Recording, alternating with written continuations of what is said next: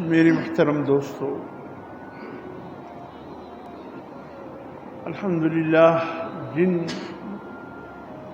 ایام میں ہم موجود ہیں،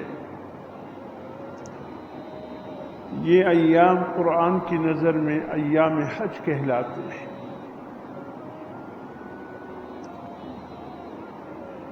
اللہ رب العزت نے بڑے دو ٹوک واضح انداز میں قرآن حکیم میں فرمایا، الحج اشہر معلومات،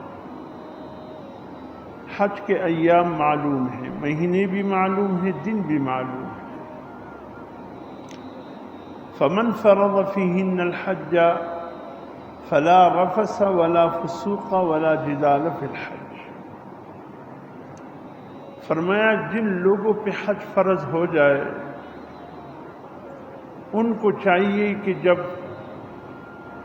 سفر حج کے ذریعے حج کی ادائیگی کے لیے روانگی ہو، اس کو حج کے اختتام تک بلکہ گھر کے واپسی تک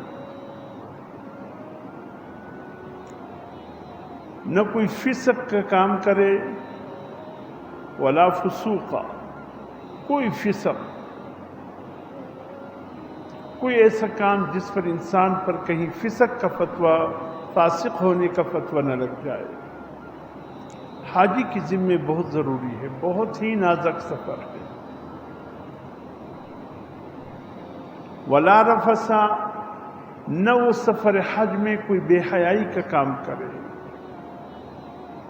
اس لیے کہ طواف بیت اللہ میں مرد عورتیں اکٹھے ہو کر طواف کرتے ہیں۔ اسلام کے آنے سے قبل بہت ہی زیادہ فحاشی عریانی تھی، اور حج ادا ہوتا تھا بہت ہی زیادہ بے حیائی کی حالت میں۔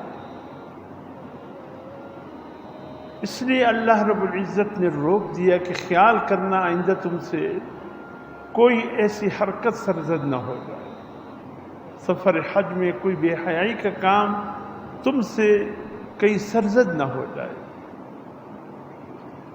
اس کو رفث کہتے ہیں، اللہ کی نافرمانی کی کسی کام کو فسق کہتے ہیں۔ اور تیسرا فرمایا ولا جدال فی الحج، اور لڑائی جھگڑا نہ کرے، خیال کرے، آپس میں لڑائی جھگڑے سے بھی اجتناب کرے۔ حج کے سفر بڑا نازک